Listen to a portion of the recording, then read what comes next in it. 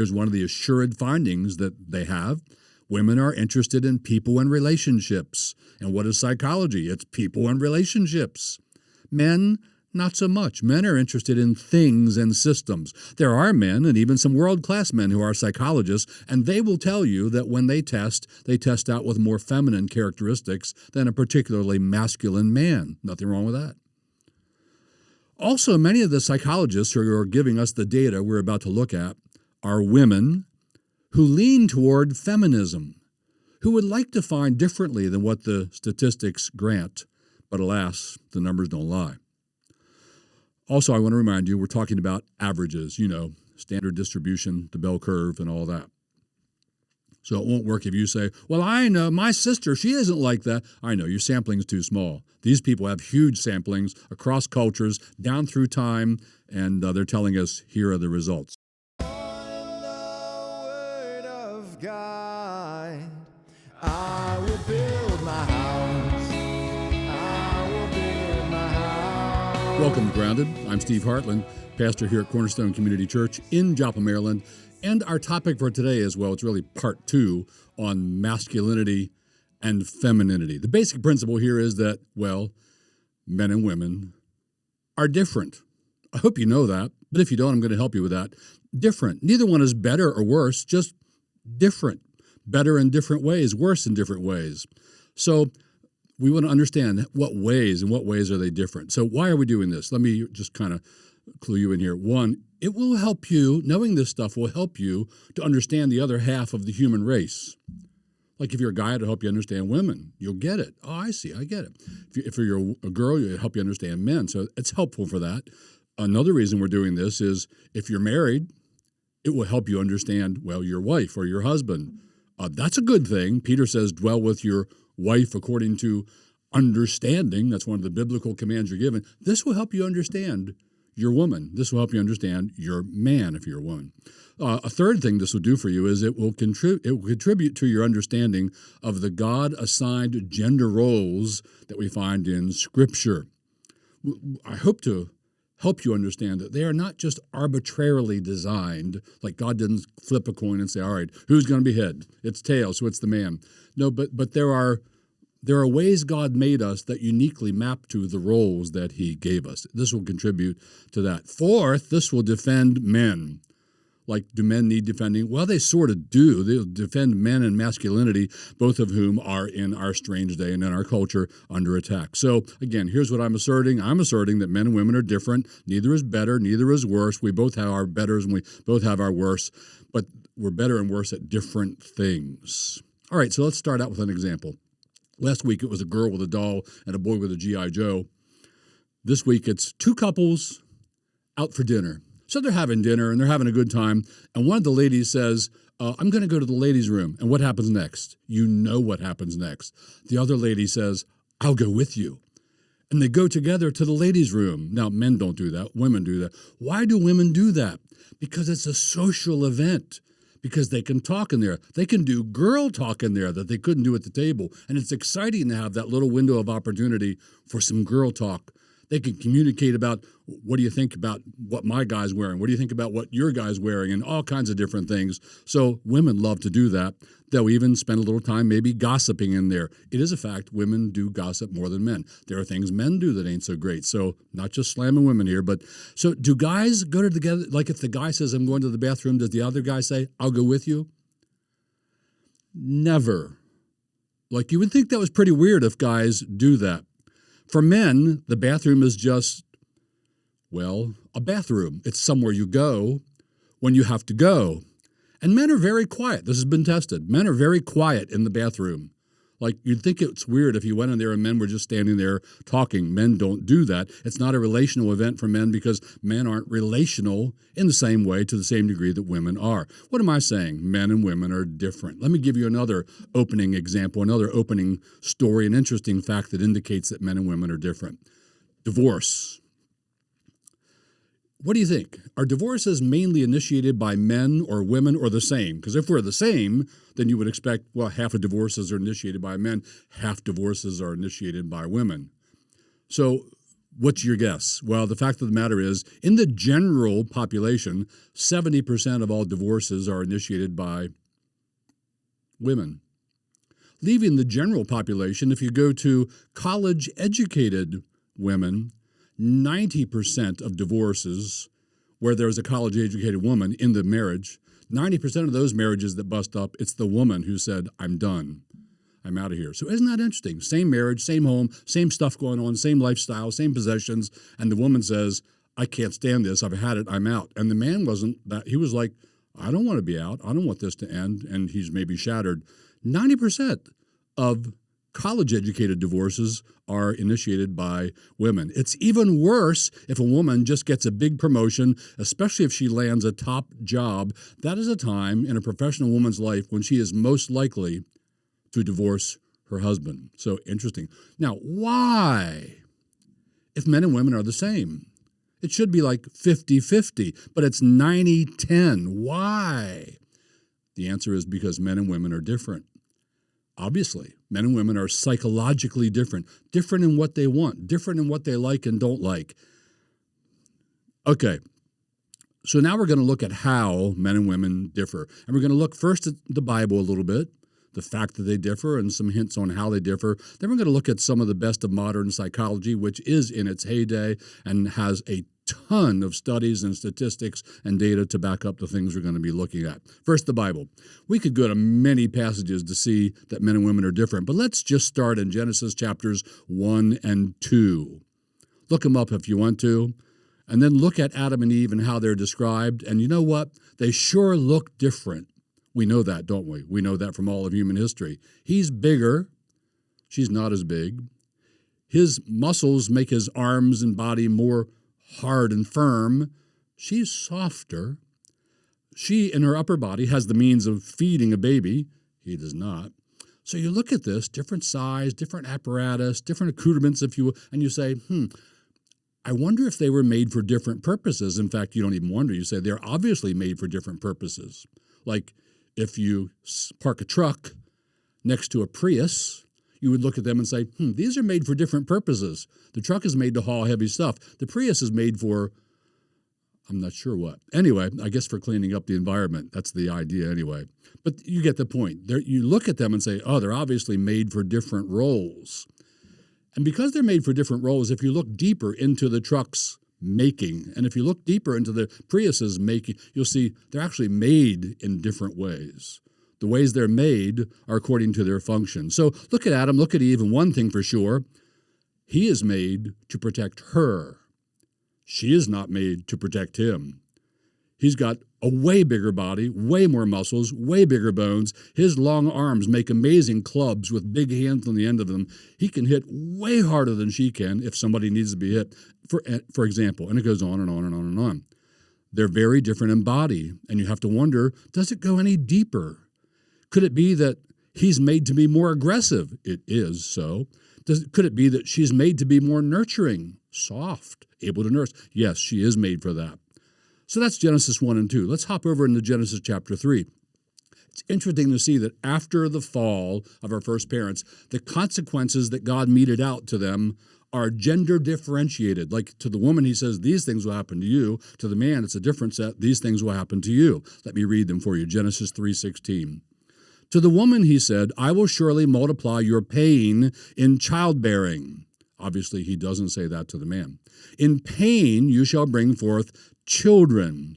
Your desire shall be contrary to your husband, but he shall rule over you. So all of her consequences are relationship-oriented. They have to do with your children and your husband and your relationship with them. What about the man? Here's what God says to the man, Genesis 3:17-19. Cursed is the ground because of you. In pain, they both get pain, but Adam's pain is with the ground. In pain you shall eat of it all the days of your life. Thorns and thistles it shall bring forth to you, and you shall eat the plants of the field. What's he saying? Work is going to become work. By the sweat of your face you shall eat bread till you return to the ground. Genesis 3:17-19. His consequences are about things. I want you to notice her consequences are about people and relationships. His consequences are about things and the systems of working with those things and how they respond.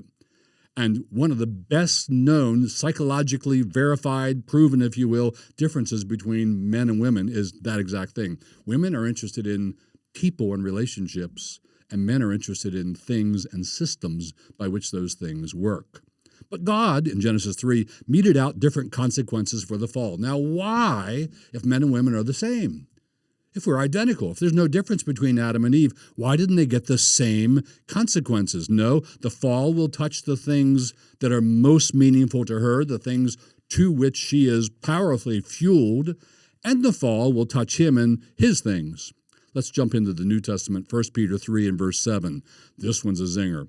Likewise, husbands, live with your wives in an understanding way, showing honor to the woman as to the weaker vessel, since they are heirs with you of the grace of life. There's kind of a leveling right there, so that your prayers may not be hindered. So let's notice a few of Peter's words. Dwell with your wives according to understanding.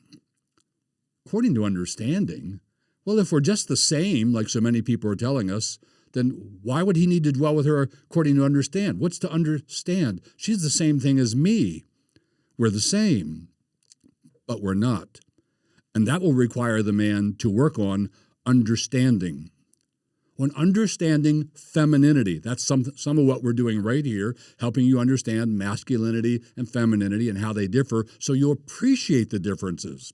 So you rejoice in the differences. You won't battle your wife because she's different. You won't battle your husband because he's different. You understand, oh, she's different. That means more to her than it does to me. It will really help you to dwell with her according to understanding. And not just understanding femininity at large, but understanding her unique brand of femininity. Not all women are exactly the same in their femininity. Your wife has a unique brand of it. And understanding her brand of femininity, well, it's glorious, her brand of femininity. But it's also challenging for you to understand. So Peter says, understand your wives. Well, why is that in there if we're just the same? He doesn't say understand guys. We kind of do understand guys. Next, then he calls her the weaker vessel. Now, the word vessel is a first century Greek word for a clay pot. And he doesn't call her weak, he calls her weaker. So notice, we're both weak.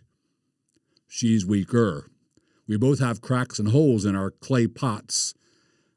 She might have a greater weakness in her clay pot. So what does that mean, weaker? What's he referring to? Well, certainly he's saying that the woman is physically weaker. And there is actually, and you might not realize this, there's quite a massive difference in physical strength between men and women. Now, this could be illustrated in a whole lot of ways, but maybe this is a good timely one. What are we seeing in the news right now? If you allow a man who is ranked, let's say, 405th in men's swimmers to swim against the very best women on the planet, guess who wins? Quite handily, the man does. That's how much stronger men are. Even once they've been taking hormones and so on to demanize a little bit, they're still better than the best swimmers in the world easily. This plays out in many other sports. Let's think about soccer. This is interesting. I'm not kidding. A Dallas under 15, so they're mainly 14 years old, boys soccer team played the USA women's national soccer team. Guess what happened? The 15-year-old boys won 5-2. That's been repeated in other examples. It's been done in Australia. The Australian women's national soccer team lost to an under 15, that means a group of 14-year-old boys, 0-7. What about running? The top couple of female runners in the world can be beaten by 15,000 men and by thousands and thousands of boys. Men are just stronger. Doesn't mean men are any better. We're just different. We need the men's strength, however. We don't want to be saying men are useless, men are the problem on the planet, let's get rid of men. No, women need men's strength, and men need each other's strength. How about in tennis? This is interesting. You're familiar with the Williams sisters? Serena Williams and her sister were destroyed by a guy who was 203rd in men's tennis and near retirement. He beat them both the same day, playing them back-to-back, and he smoked cigarettes during the change of side, and he's a heavy smoker, which is maybe why he's only rated 203rd among men. And he played with a handicap. You know how in tennis you get 2 serves. The first one's your zinger. If it misses, then you get more conservative so you can carefully place your second one. He was only allowed 1 serve, so he had to carefully place it. He couldn't even send his zingers across there. He beat them 6-1 and 6-2. So Peter writes and informs us that the woman is a weaker vessel. There are very large physical differences.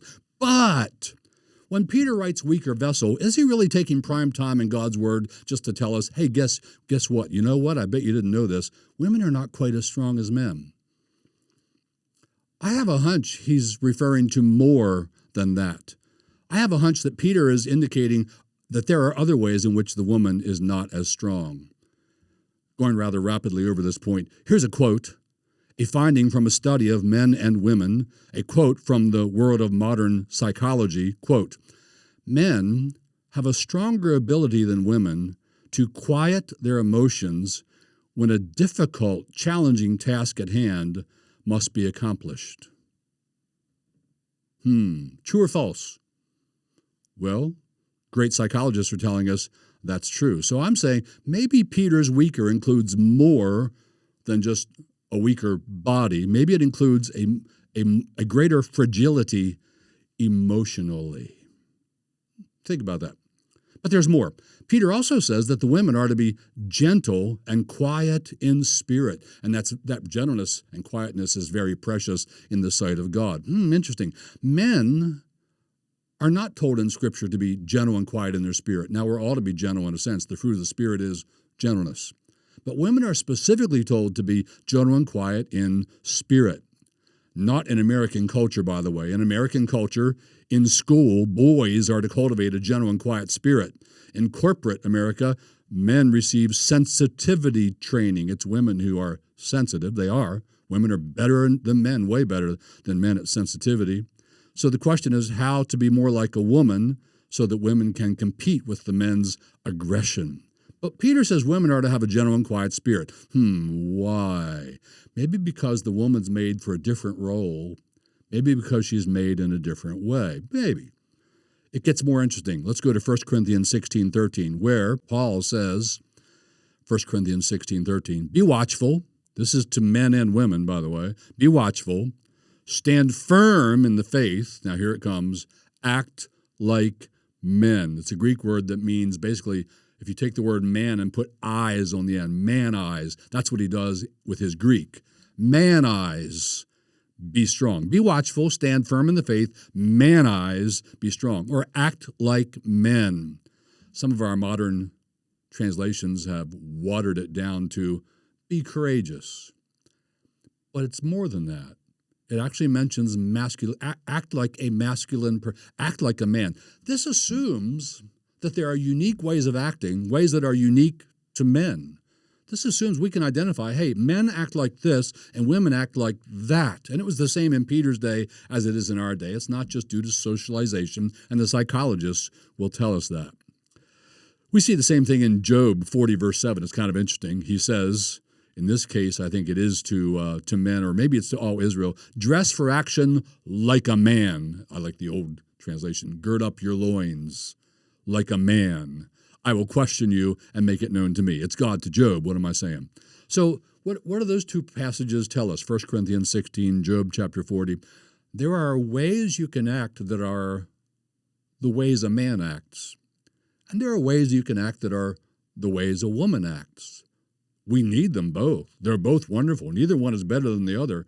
Praise God for women acting the way women act. Praise God for men acting the way men act. But that's the point. They're different, and the difference is beautiful, and we need them both. It's not that anybody's better than anybody else. We're just different. That's the point I'm making. Getting closer to home, now we're going to circle back to 1 Timothy chapter 2 and notice what it says about differences between men and women. Here it is, 1 Timothy 2, 12-14. Paul writes, and this is God's word, I do not permit a woman to teach. He's talking about in the corporate gatherings for worship among God's people. I do not permit a woman to teach. She's not to be the teacher in the assembly, or to exercise authority over a man, meaning she's not to hold the office of elder, pastor, or overseer. Rather, she is to remain quiet. The quiet is not an unqualified quiet. She's allowed to say to her kid, sit still. She's allowed to sing the song. She's allowed to say amen. She's just not to be the teacher, the preacher in that situation, and she's not to be the elder in that church. Now, why? And here Paul gives us two reasons why, and I want you to listen to his first one. For Adam was formed first, then Eve. So we'll come back to that one, but it's very interesting. We need to think about that. And secondly, Adam was not deceived, but the woman was deceived and became a transgressor, 1 Timothy 2:12-14. So Paul's giving us reasons why he does not permit a woman to teach or to have the authority in a church. And notice, they're not capricious. He doesn't say because God flipped a coin and said, tails, sorry, women, you don't get to speak in church. Heads, men, you won. No, it's not capricious. God didn't flip a coin. Paul tells us here's why. Let's look at the first reason why again. For Adam was formed first, then Eve. Now that obviously means something. Paul's citing it as a reason. So what's he expect it to mean? What are we supposed to get out of that? You need to notice, by the way, that there actually is quite a time gap between the time when God made Adam, and he made Adam out of the ground. There's a time gap between that and when he made Eve, and he made Eve out of Adam's side, not out of the ground. They're made in different ways. She's made from him. What does that mean? Why did God do it that way? Why didn't he just create them both at once? Why did he go through all that? There's also, as I mentioned, quite a time gap. God made the man, then he planted a garden, then he makes trees springing up in the garden, then he puts the man in the garden to tend it, then he parades all the animals before Adam and he names them. Eve wasn't even given the opportunity to name herself. Adam names the woman, and there's quite a gap before she comes along. What's the point? Here's the point Paul is making. Adam was made first to be the leader. He was made first to be the head of the home. He's actually made first even to be the head of the race. Adam's priority in creation indicates his priority in the family, and so in the church. The church is an extension of the family. You have family worship, and when you have more than one family worshiping, well, soon you have a church. So, this is a cause for wonder. And we do wonder, God made them so differently. Made her later, made her out of his side, made them so differently physically. I have to wonder, are there any characteristics that uniquely fit them for different roles? Physically, obviously, but what about internal characteristics? Well, now it gets really interesting. After the fall, God interrogates Eve, and Eve explains her sin. She explains herself. She explains why she took the fruit. She explains what happens. Genesis 3:18, she says, "The serpent deceived me, and I ate." Paul in 1 Timothy 2 picks up on her words and comments. Adam was not deceived, but the woman was deceived. He actually uses a compound and intensified verb there, or form of the word. The woman was hyper-deceived. Like the wool was totally pulled over her eyes. She had no clue what the serpent was up to and what she was getting into. And this, Paul says, is why I don't permit the woman to teach. Now, what's the point? What does Paul mean by that? He means something. He's rooting these gender-differentiated commands in this. So what's it all about? Think about it. There were only two people on the planet. Both of them were pretty newly minted. Eve a little newer than Adam. They were both pretty hot off the press. Both had walked with God in the cool of the garden and known his fellowship. Both knew about his commands. Both heard the serpent say the same words she gave to her husband with her. He was there when it was happening. So they're both on the same planet, in the same garden, with the same God, hearing the same words. Now think about this. And one was deceived, and the other wasn't. How do you account for that if they were made the same? They've had the same socialization. They've had the same circumstances. What made them to differ? She was super deceived, and Adam was not. Why is that? Let me give you a little illustration that might help us here. So we have two tractors, and you take a big hose, let's make it a fireman's hose, one of those big hoses, and you spray both of the tractors down real good with salt water. One of them rusts and the other one doesn't. How would you explain that? Well, one of them was obviously made differently. So you put two people in the garden in the exact same circumstances, and you put them under a temptation. One of them succumbs to it. The other one gives in to her, follows her. Why did they not both rust?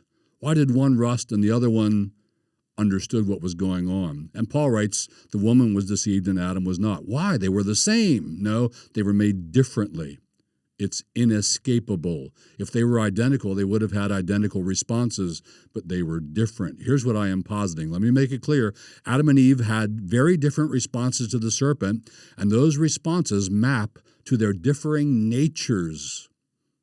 Now, what is a nature? A nature is a complex of attributes. We all have various attributes. We all have natures. And I am saying there is a masculine nature and there is a feminine nature. And here's what might have happened. Notice my weasel word, might.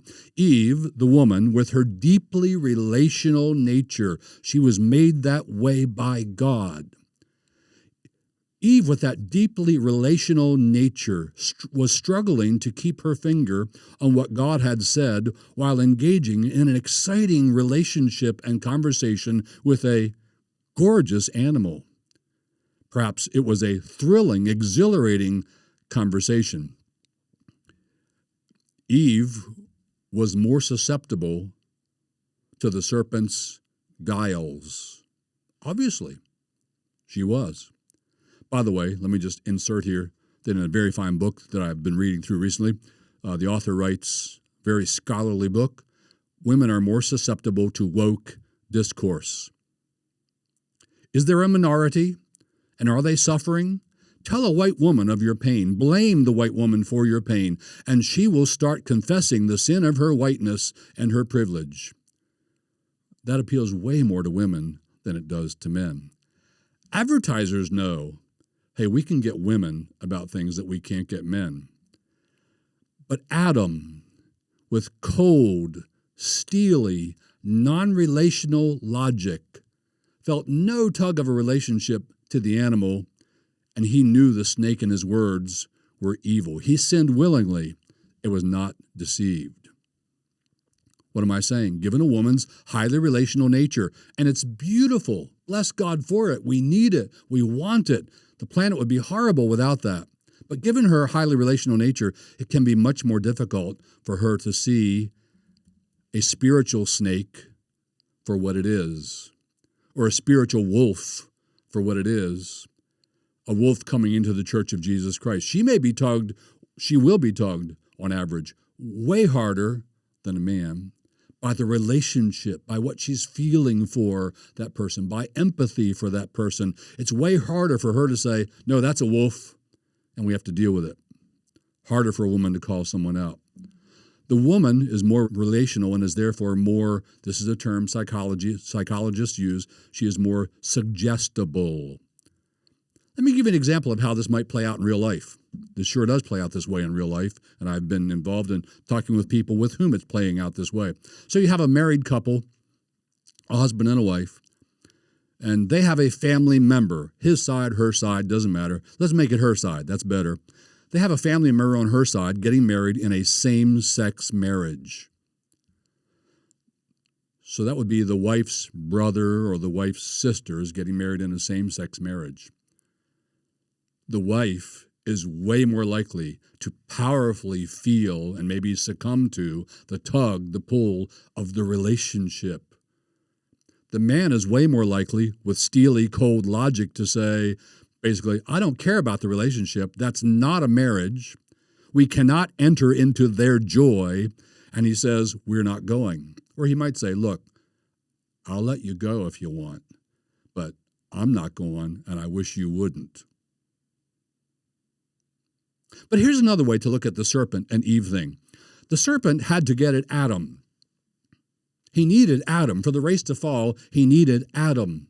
Why didn't he go directly to Adam? Why did he choose Eve? Why? Well, you know why. Because Eve was a softer target.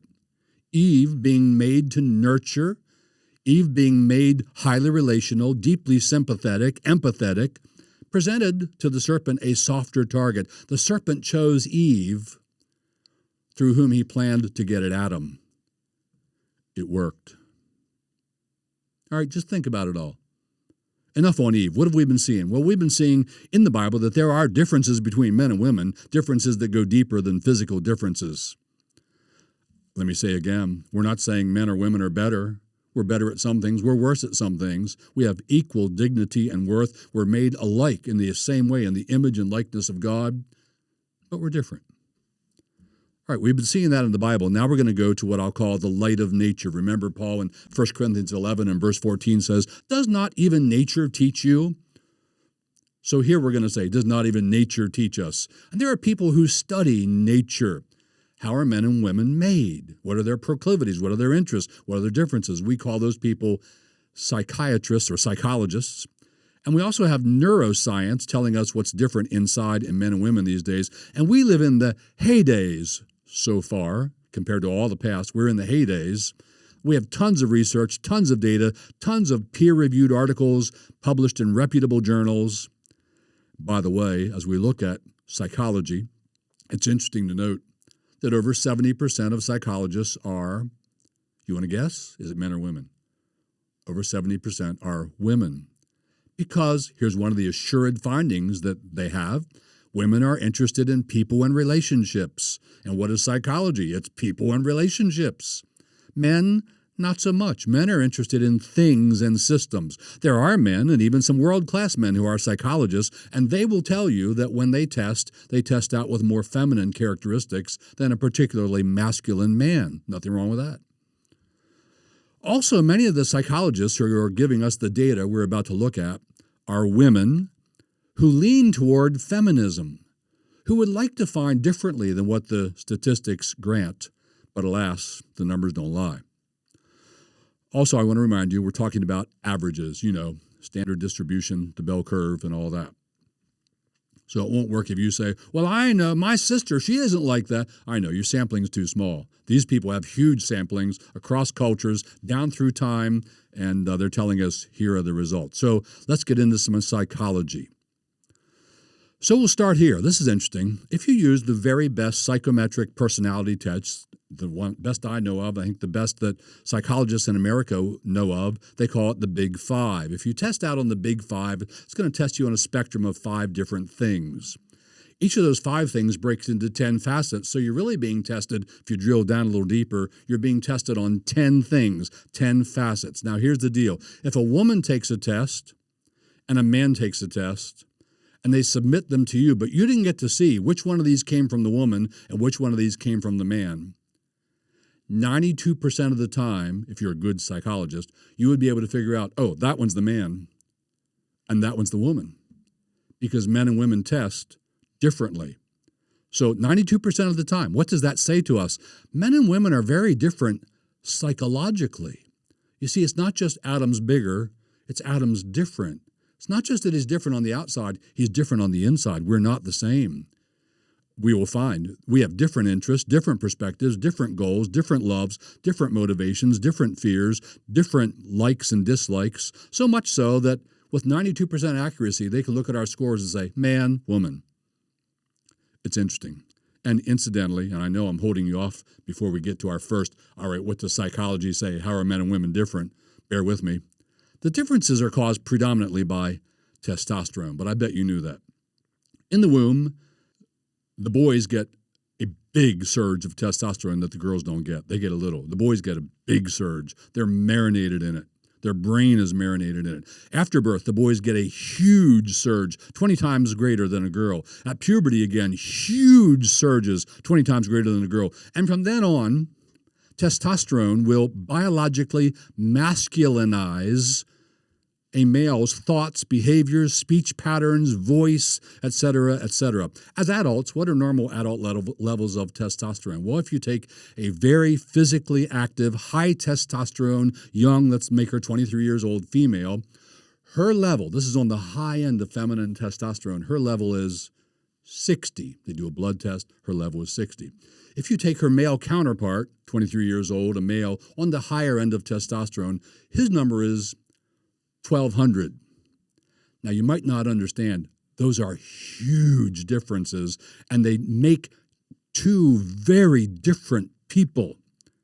More on testosterone. Even among males, there's a large range of differences in testosterone. And a man with high testosterone is a very different man than a man with low testosterone. Different in physical size, different in muscularity, but not just that. Different in interests, in ways of thinking, in ways of seeing things, different psychologically. So, how do men and women differ psychologically? Thank you for being patient, and the data is in, and it's pretty conclusive. There are multitudes of well-done studies across cultures, down through time. Here's one of the most proven things in psychology today. Men are more assertive, and women are more nurturing. Men are more assertive, and women are more nurturing. This is among the most tested, most assured, most constantly found, most noted differences across cultures and times between men and women. Men are more assertive, and women are more nurturing.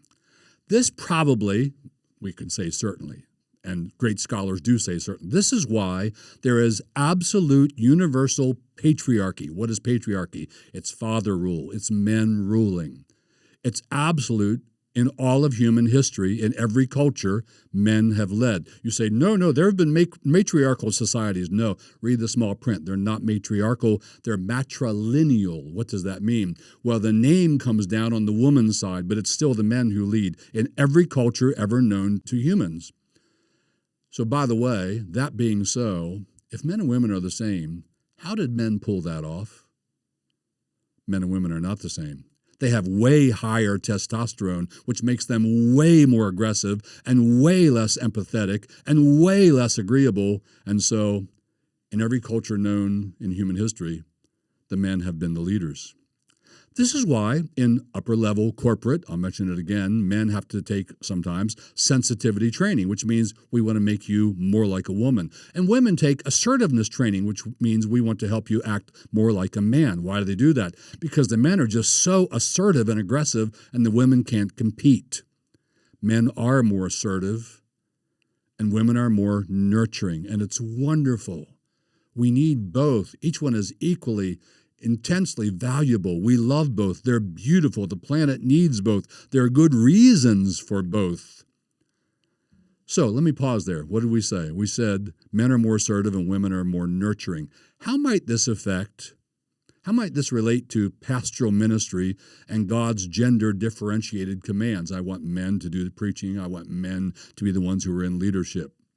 Let me just make a suggestion here. I would submit to you that a flock needs highly assertive shepherds, or very soon there won't be a flock. And in the case of most churches in human history, eventually, and in some cases very soon, there wasn't a flock. Why? What happened? Nobody was assertive enough to say, over my dead body, you're not bringing that in here. What you'll be left with, in the absence of highly assertive shepherds, is well-fed wolves, happy wolves, burping wolves who came in and devoured the sheep. The preaching needs to be highly masculine, highly assertive, and the leading needs to be highly masculine, highly assertive, because it's war. So men are assertive, women are nurturing. Are there other differences? Yes. Here's another difference. This is one of the high-end differences. This has been found again and again and again. The data is just solid. Men are more interested in things and the systems of those things. Women are more interested in people and the relationships among those people. This is absolutely sound. And again, I want to say we need both. Thank God women are more interested in people and relationships. Couldn't live on the planet if they weren't. We deeply need that. Thank God men are interested in things and systems. Couldn't live on the planet if they weren't. We need both. Both are equally valuable at different places and different times and in different roles. Now, for this, men are interested in things and systems. Women are interested in people and relationships. I want to read to you from a great book. Its title is Human Diversity. It's by Charles Murray. It's about, it looks like 500 pages. But here we are on The chapter is a framework for thinking about sex differences. And he writes, more than a century ago, Edward Thorndike, one of the founders of educational psychology, asserted that the greatest cognitive difference between men and women is in the relative strength of the interest in things and their mechanisms, that's stronger in men, and the interest in persons and their feelings, that is stronger in women. In another book, this book right here, here's my copy of it. It used to be a library copy. It's titled The Truth About the Male and Female Brain, The Essential Difference by Simon Baron-Cohen. That's a hyphenated last name. And this author quotes from that and says, what that book is about is men are systematizers and women are empathizers. Let me tease that out a little more. Men are driven to understand and build systems. Women are driven to understand and build relationships among people. Empathy is required for that. Most men have some empathy, but on average, women are way more empathetic and better at relationships than men. So interesting. Also in this book by Baron-Cohen, The Essential Difference, Male and Female Brains, there's a subtitle to a version of it called And the Truth About Autism, published in 2003. And what they assert in there, this is kind of interesting, is that autism is the extreme of a male brain. But if you want to really understand the male brain, you should just go to autism and then back off a little bit. That's a male brain. Autism is almost exclusively male, by the way. Men and women are different, aren't they? So is stuttering, by the way. It's almost exclusively male. Dyslexia is heavily male, so men and women are different. But autism is the extreme male brain. The regular male brain is tending in that direction compared to a woman's brain. Women are so much more relational than men, and thank God for it. Men are interested in things and systems. Women are interested in people and relationships. Well, how does this help me? Well, this will help you as a husband to understand what's going on with your wife. Why is she thinking that way? Because the relationship and the people are tugging powerfully on her female soul. This will help you for your wife to understand your husband. Why is he thinking that way? Because he's not so relational and he's thinking about the cold, steely, perhaps facts of the situation.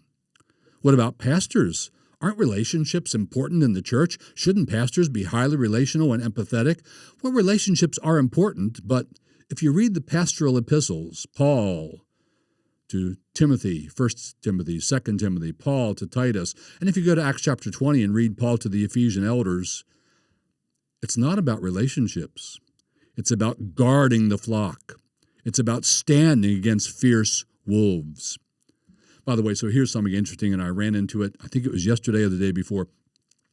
I ran into an example of this, and I've seen many other examples. When women think about pastoral ministry, they tend to think of it in terms of how women feel about things, relationships. They assume it's about people. If you're a pastor, your time is spent in people and relationships, comforting and counseling people who are hurting, empathizing. Now, certainly as pastors, you do some of that.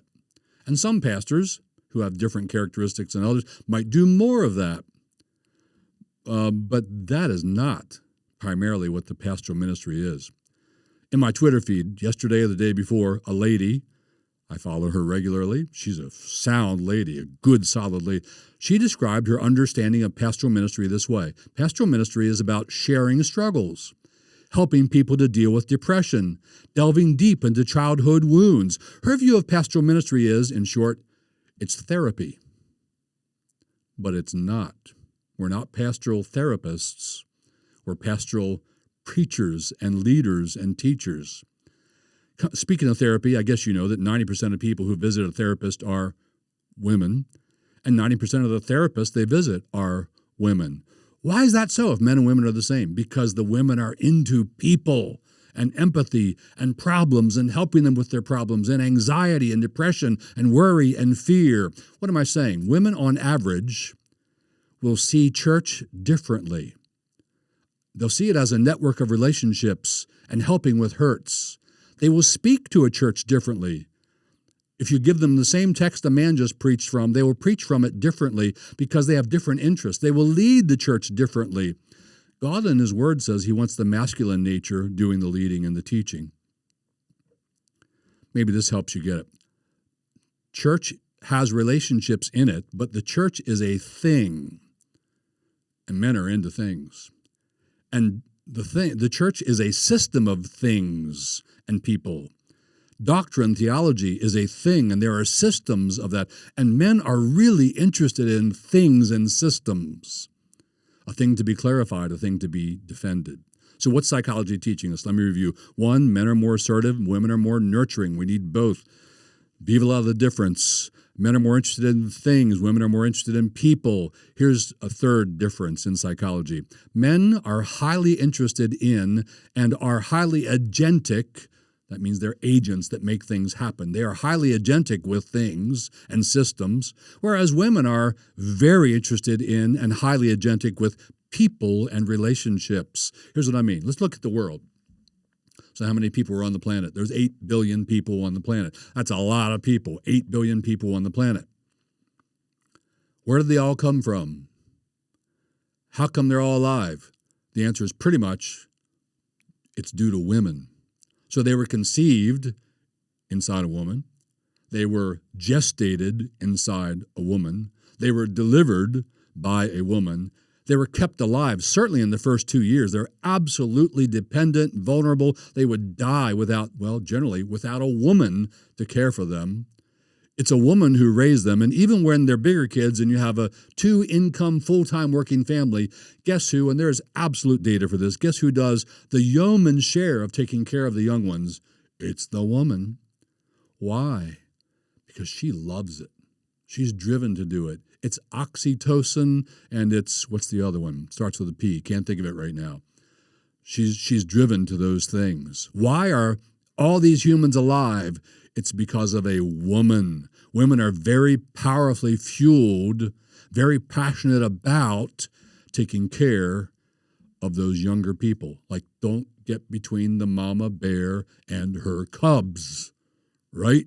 She's driven for those cubs.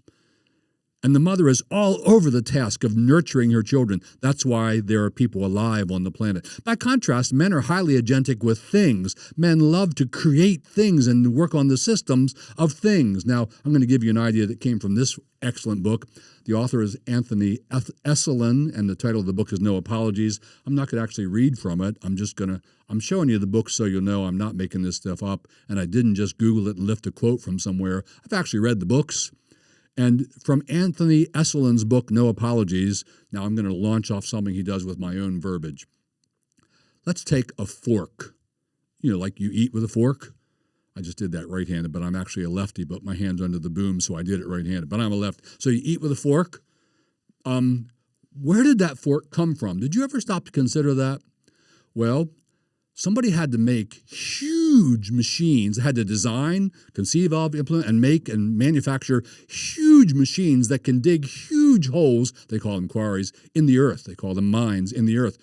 That's men who did that. Somebody has to work in those quarries and work in those mines. That's men who do that. Somebody has to drive the trucks, those huge machines that haul the stuff out of the quarries. That's almost all men who do that. Somebody has to use the machines that work with that stuff. Somebody has to operate the trains and the things that load it onto the trains. Somebody has to put it on the ships. It's all men. Somebody has to run the ships, design the ships, fuel the ships. The fuel for the ships came out of the earth, deep in the earth. It's all men who are getting that fuel out of the earth and who figured out how to do it and who work all the machinery to do it. Everything that got you that fork, pretty much, except maybe the people working in the store where they sold the fork, it's all men. Men are highly agentic with things. You could extend this to pretty much everything you see. Maybe not flowers, there are exceptions, but pretty much everything you see. So every person you see is there because of women. And pretty much everything you see, every road you drive on, every building you go into, every air conditioning you enjoy, all the electricity coming into your home that makes the lights go on, it's men.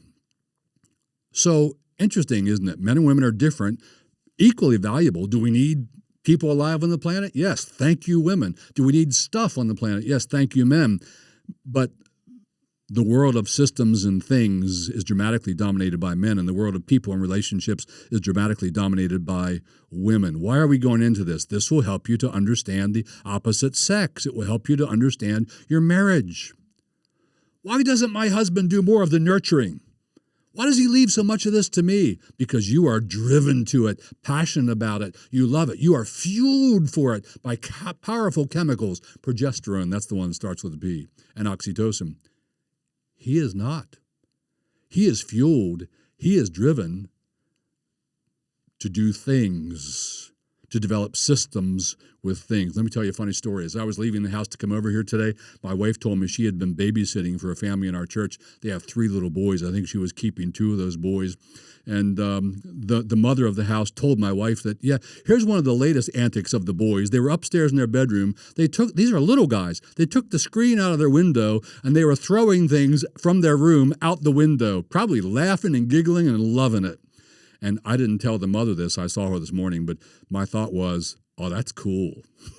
I dig that those guys were doing that. On the other hand, yes, you can't have them doing that because it'll be a mess every day. They'll keep doing it for weeks. So, yeah, you have to tell them no, and you have to make no stick. So I get that. But, there's something in me that's like, cool. I'll go throw things out the window, too. It sounds like fun. Guys like that. Not so much girls. How does this affect church leadership? Again, the Church of Jesus Christ is a thing. It is a system of interacting things. Wolves are things, false doctrines of things, and God appoints men to deal with things. Here's another way that men and women are different. This is way number 4. Men and women do friendships in entirely different ways. In other words, the friendships that men have are of one kind, and the friendships that women have, well, they're a very different animal. They're a very different kind. Have you ever noticed that? Did you know that? Well, what are the differences? Psychologists tell us this is certain. Male friendships are mostly transactional. Now, again, this is a bell curve. There's a range. You'll find a man who's less masculine than some other men, and his relationships might be less transactional. But he's still a man. There is shared activity in men's friendships. Let's get something done. It's not very intimate. It's not about feelings. It's not about support. It's about let's hunt together. Let's work together. Let's play our sport together. Let's talk about work together. Let's solve a problem with our work together. That's what guys do when they hang out. What about female friendships? They are highly, deeply relational, and bless the Lord for it. It's about intimacy. It's about emotional connection. It's about support. It's about sharing thoughts and feelings. It's about secrets. It's driven by oxytocin and perhaps progesterone. Men and women friendships are very different. I'll just leave that one and go on. So what have we seen so far? Men are more assertive, women more nurturing. Men are more interested in things, women more in people. Men are highly agentic with things, women highly agentic with people. Thank God for that. And male and female friendships differ. Here's another way that men and women differ. And this one I'm going to draw from the Big 5, that psychometric personality profile test that I mentioned earlier, rates you on 5 spectrums. Women score higher than men, this is absolutely certain, on the spectrum called neuroticism. Now, what is neuroticism? If you're highly neurotic, it means you have more of what psychologists call negative emotions. So you're going to struggle with more depression, more anxiety, more fear, more worry. You're going to struggle with more anger, more negative emotions. And men score lower on that, and women score higher in that. And this is one of the major firm differences between men and women. Well, what does that mean? Well, C.S. Lewis, the great Christian author, has a great story. I read this thing probably 45 years ago. But it's so striking, I remember it. And rather than putting it in my own words, let me just read you his words. The short story is going to be, if your dog bites the neighbor's child, or if your child bites the neighbor's dog, and you have to go next door and talk to them about it, which one would you rather talk to, the husband or the wife? So this is out of C.S. Lewis's Mere Christianity, and let me read it to you. Quote, the relations of the family to the outer world, what might be called foreign policy, must depend, in the last resort, upon the man, because he always ought to be, and usually is, much more just to the outsiders. A woman is primarily, I'll add, fiercely, a woman is primarily fighting for her children and her husband against the rest of the world. Naturally, almost. No, it is naturally. In a sense, rightly, their claims, the claims of her kids, the claims of her husband, override the claims of the world, all other claims. She is the special trustee of their interests. Now, Lewis goes on. He, by contrast, he has the last word in order to protect other people from the intense family patriotism of the wife. Then he goes on, if anyone doubts this, let me ask a simple question. If your dog has bitten the child next door, or if your child has hurt the dog next door, which would you sooner have to deal with, the master of the house or the mistress? I think we all know the answer. If I go talk to her, I might be walking into a buzzsaw. That's her child. My dog bit her child. She is livid. If I go talk to him, he might be like, it's okay. They're not really hurt. What kind of dog you got? I like dogs. Would you show me your dog? It's going to go very differently. What's that illustrate? Men have the ability to quiet their emotions when there are difficulties in relationships, or they don't even have the negative emotions, the anger, the anxiety to deal with. Women score higher in neuroticism. Let me go on to another difference between men and women. Now, I do have a few more. Women empathize, men systemize. So that's the basis of one of the books I already showed you. Now, empathy is vital for tender understanding. Empathy is vital for understanding other people. And women are way better than men at empathy, at nurturing. But empathy is not so vital and is not so healthy for leading in difficult, dicey, complex situations. Empathy, they write, is easily exploited. To bring this right up to speed and up to our day, transgenderism is largely facilitated by overly empathetic and sometimes highly neurotic mothers. Yeah, it's not the dad saying, go ahead and cut off my kid's parts. It's the mother. Again, by overly empathetic and sometimes highly neurotic mothers. Another one wrote, feminine virtues like empathy are wonderful, but they need to function in concert with masculine leadership. Again, in Simon Baron-Cohen's book, The Essential Difference, the Truth About the Male and Female Brain, that's where those things came from. Now, what is empathy? Women are better at empathy. What is empathy? If you have empathy, you can feel the emotions. You feel, you vibrate, you resonate with the emotions of the other person. As opposed to, let's take the male brain in its extreme form, autism. They don't feel anybody else's vibrations. They don't feel anybody else's emotions. Back off of that a little. Now you have the average man compared to a woman. They don't vibe with other people. They don't feel the emotions. They're not triggered by them. They don't resonate with them. What do men do instead of empathizing? They systematize. They are driven to create systems. So one of our deacons in this church, and I've known him a long time now, he's been a deacon here a long time. His name is Mark. And man, does he ever think in systems. Like, I was actually at a wedding reception once with him, and I saw him standing in the lobby, looking around the building at the ceiling, like studying the ceiling. That was his engineering brain. He wasn't looking at people. His wife's probably noticing people, and a lot of women are so empathetic that they can go into a restaurant, and in like 10 minutes, they already know how each marriage at the other tables is doing. They could read that. The man hasn't even noticed there are marriages at the other table or how they're doing. He knows nothing about it. But he has an engineering brain. He's studying the building and thinking about, if bad things happen, where are we going to run? Men and women are made differently. So a leader needs to be a good systematizer. A leader needs to be able to see the group and its activities as a system. A good leader must have lower empathy so they will spend less time worrying about how the people in the system will feel when we make decision X. The better the empathy, the worse at systems. The better at systems, the worse at empathy. Now, why does God want men to be pastors? To lead and manage the church, the system. And they will face many unhappy people. And if they're too high in empathy and agreeableness, it will destroy them. Trust me, somebody is always unhappy with you when you're a pastor. Here's another difference between men and women. Women score higher in agreeableness. I already referred to this, but they do. Men, less. What is agreeableness? Agreeableness means I value the relationship so much that I will tend to agree with things that maybe I don't even agree with.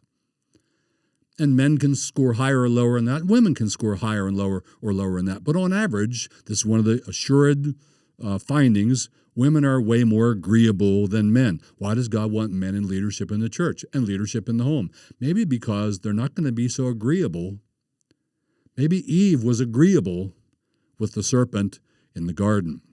Here's another difference between men and women, leaving the big five, coming back to general findings. Men and women, you heard of extroversion, right? You know what that is. Extroversion talks about your relationship to the outside world. Introversion describes your relationship to your inside world. Extroverts live out there, introverts live in here. And men and women manifest their extroversion. Here's a woman who scores extroverted. Here's a man who scores extroverted. They manifest those very differently. If you go out into the facets level, you go beyond, he's an extrovert, she's an extrovert.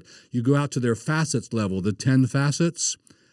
One of the facets is primarily male, and the other facet is primarily female. So there's a way that males are extroverted, and it's different from the way females are extroverted. How are males extroverted? Male extroversion is primarily manifested in social dominance and assertiveness, whereas an extroverted woman is, quote, inspired to socialize, to discuss personal problems, to go out there, to share. Men hate that generally, sharing.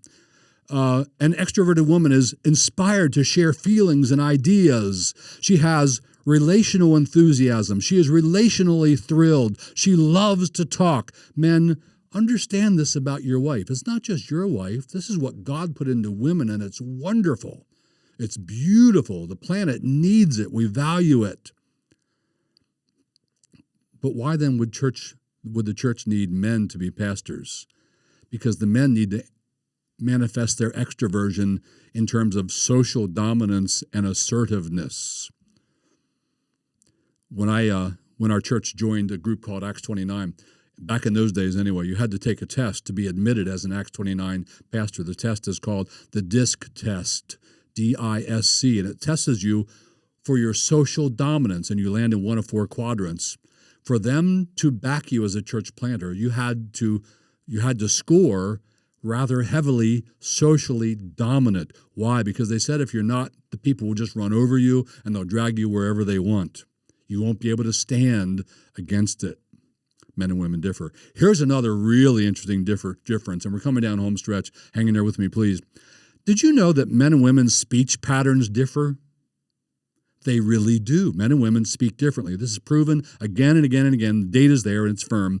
Men speak in a way that is more assertive, and women speak in a way that is more relational. Now I'm going to turn to this excellent book by Harvey Mansfield called, well, interesting. Mansfield wrote the book called Manliness. Now, just to let you know, he's a Harvard guy, been a Harvard professor forever, tenured. He's up in age now. And Yale Press thought it was so good. It's Yale who published this. So this isn't some little mom and pop thing in their own publishing house in their basement. This is Yale publishing Harvey Mansfield from Harvard. And he points out in this book how the speech patterns of men and women differ. How do I work around my boom when I'm doing this? All right, I have to figure that out better. So he writes I'm supposed to be on page 29 and I'm on 31. Let's go to 29. He writes, let's take note of the sex difference over assertiveness. There are language differences in assertiveness that the linguist Robin Lakoff brought to light in her influential book, Language and Woman's Place, and that the sociolinguist Deborah Tannen described in her best-selling You Just Don't Understand. Here we go. Lakoff pointed out certain distinctive features of women's speech. Women use a more specialized vocabulary for female tasks, such as cooking. They use milder expletives than do men. They use more empty adjectives like cute than men do. They attach tag questions at the end of assertions like, don't you agree? They use a wider range of pitch and intonation as if avoiding a flat, blunt statement. They employ super polite forms such as, I wonder if you would mind. They sort of hedge their assertions. Their grammar is more correct than men's, and their grammar avoids vulgar or coarse words. And get this last one in his list. And they do not tell jokes. That's interesting. What do they mean by that? Women do tell jokes, but most of their jokes are self-deprecating jokes that don't threaten the relationship, that couldn't possibly upset anybody else. Most of men's jokes, by comparison, are joking at the cost of the other guy, making fun of the other guy. Like, for example, one of our sons just bought a very used Toyota 4Runner. It's a four-wheel drive. And I have a truck. It's a four-wheel drive. It's a Ford. And now the jokes are flying. Like, no sooner than he bought it, I said, well, look, don't worry, son. If you get that thing stuck, I can come and pull you out. That's men's jokes. Women don't joke that way. Not much anyway. It's too dangerous for the relationship that they want to nurture and maintain. Again, there's more on this page. Men and women live for contrasting ways of life. Men want independence. Women want intimacy. When men speak, they report what they know or believe as if lecturing in public to an audience. By contrast, when women speak, they seek rapport with their listeners so as to connect with them. These are firm foundings. Just a little bit more, a few short bits from the next page. When men say something, they say it in a way that's like, take it or leave it. Men's speech is more assertive than women's. The two sexes misunderstand, misinterpret each other. The same action, say a polite request that looks like subservience to a man, looks like sensitivity to a woman. So the woman wants intimacy, and the man wants something more like domination. That's from Mansfield's Manliness. From another book, I won't even show you this one, I'll give you the title. Men have trouble, this is interesting. There are possibly many reasons why God says, I want the men to do the preaching. This might be one of them. Might. It is proven that on average, men have trouble following a woman's multi-tracked speaking structure. Women's brains are complex, man. Like I said in the part one of this same podcast, the same topic, the woman can be doing like 9 different things, including 3 different conversations at once, and she effortlessly tracks with it all. Men can't do that. So when men speak, when men speak, it's simple, blunt for the most part, straightforward, here are the facts, ABC. When women speak, it tends to be very multi-tracked. By contrast, women have no trouble following a man. It's easy. So that may be one reason why God says, I want the men to do the preaching. Why? So masculine men over on that range will come. They won't like, they won't enjoy, they won't respect, they won't understand the preaching of a woman. Also, a man's speech is more solution-oriented. A woman's speech is more relational-oriented. We know this. A woman uses words to build relationships. Put that woman in a pulpit, exegeting a passage. What's she going to do? It's going to be different than the way a man would exegete that passage. Also, women tend to be indirect, especially if there's going to be a confrontation. They avoid aggression, confrontation, or discord unless they don't like you, and then it's indirect but bad. Their speech includes lots of kind of, sort of, a bit, and men use very direct speech. They don't do the kind ofs. They speak with shorter sentences. They're more blunt. They say you. They are information and solution-oriented. Their speech is peppered with facts. Their qualifiers are never, none, and absolutely. So, what does this mean for the church? Many men, honestly, don't be hurt by this, ladies, many men won't like the preaching of women. But most women will like the preaching of men. Actually, in my experience, some women push back at somewhat masculine preaching. But anyway, that's for another time. So what's the point I've been making? We see in the Bible and we see in psychology, at least grant me this, men and women are very different by nature. We are made differently by God. We are made for different roles. The man is made for the world out there, conquest for the sake of the family. The woman is made for the world in here, nurturing, training, keeping people alive, caring, empathizing, sympathizing. This, perhaps, is why God placed the men over the family and made them for that position as they are. This is why perhaps God made men and placed them over the church, making them as they are, and why he put women in the roles they are in. Now, one last thing here. Could be tons more on this. Man, did I struggle to weed stuff out and pare it down to this little. But anyway, Why must pastors be men? Simple answer. Because it's a fight, because it's war. Because the job is not mainly nurturing, counseling, therapy, hurting people. False. I'm going to read to you some phrases from the pastoral epistles. This is where Paul tells all pastors what the job is and how to do it. I want you to note the verbs. There are many verbs in 1 Timothy, 2 Timothy, and Titus. I want to read the verbs for you. They're not nurturing verbs. They're aggressive, assertive, protecting from wolves, flat, no hedging verbs. 1 Timothy 1:3, charge. The word is actually command. Every time I say charge from the ESV, it's actually just the Greek word for command. Charge certain men not to. 1 Timothy 1:5, charge. 1 Timothy 1:18, charge. Harder for women to do. They're more agreeable. It's more difficult to command. They need assertiveness training in corporate. 1 Timothy 1:18, wage the good warfare. It's war. It's not therapy. It's war. 1 Timothy 4:11, command and teach these things, and let no one despise your youth. 1 Timothy 5:20, rebuke those people in the presence of all. 1 Timothy 6:2, teach and urge these things. 1 Timothy 6:12, fight the good fight of faith. 1 Timothy 6:17, charge them, which is command them. 1 Timothy 6:20, guard the deposit. Those, I submit to you, are all masculine endeavors. 2 Timothy 1:14, guard the good deposit. 2:3, share in suffering as a good soldier. 2:14, charge them before God. 4:1 and following, I charge you in the presence of God. Preach the word, reprove, rebuke, exhort with all patience and authority. 2 Timothy 4:5, endure suffering. A few more from Titus. Titus 1:10 and 11, there are many talkers. They must be silenced. It's going to be harder for a woman to do than a man. 1 Timothy 1:13, rebuke them sharply. You can't be highly empathetic and do that. You won't. 1 Timothy 3:10, a person who stirs up division after warning him once and then twice, have nothing more to do with him. Cut it off, ostracize him.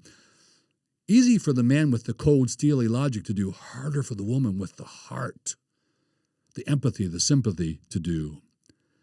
I'm going to say this. I hope I don't make anybody mad, but a church led by women will be a very different church than a church led by men.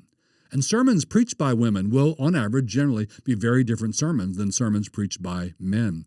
And we need men to come, because if you get the men, you get the women, and if you get the women, you get the children. By contrast, if you get the children, you don't get either parent. If you get the mother, you might get some of the children, but you don't get the man. We need to get the man. There's data on that that's absolutely firm. So what am I saying? Here we are at the bottom line. Thanks for hanging in there with me. Men and women are different. Men need to lead the church. Men need to be the teachers where adult males are present. Men need to leave the home, but man, do we love and value and respect and esteem women. We need women just as badly as we need men. They're different, but both fearfully and wonderfully made. So there it is. I hope this has helped you to understand the opposite sex, your husband, your wife. Hope you've understood better that men are needed if you've been thinking, yeah, maybe we don't really need men. And I hope you understand, as I just said, men and women are both fearfully and wonderfully made in the image of God.